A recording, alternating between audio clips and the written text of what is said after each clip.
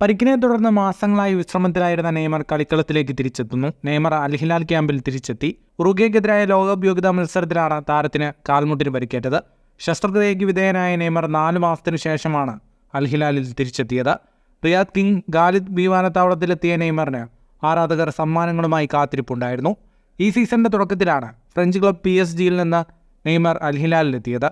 5 മത്സരങ്ങളിൽ മാത്രമാണ് നെയ്മർ അൽ ഹിലാൽ ജേഴ്സിയിൽ ഇറങ്ങിയത്. 2025 വരെ അൽ ഹിലാലുമായി നെയ്മറിന് കരാറുണ്ട്. പരിശീലനം തുടരുമെങ്കിലും അടുത്ത സീസണിന് മുൻപ് അൽ ഹിലാലിനായി നെയ്മർ പന്ത് തട്ടാൻ സാധ്യത കുറവാണ്.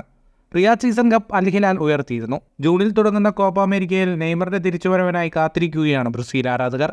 ഇതിനിടെ അടുത്ത സീസണോടെ നെയ്മർ അൽ ഹിലാൽ ക്ലബ് വിടുമെന്നാണ് ഇപ്പോൾ പുറത്തുവരുന്ന റിപ്പോർട്ടുകൾ. നെയ്മർ ഏത് ടീമിലേക്കാണെന്ന കാര്യത്തിൽ ഇപ്പോഴും തീരുമാനമായിട്ടില്ല. ഇംഗ്ലീഷ് വമ്പന്മാരായ ആഴ്സണൽ, ചെൽസി എന്നിവർക്ക് നെയ്മറിൽ കണ്ണുണ്ട്. ബാഴ്സയിലേക്ക് തിരിച്ചെത്താനും നെയ്മർ ആഗ്രഹിക്കുന്നു.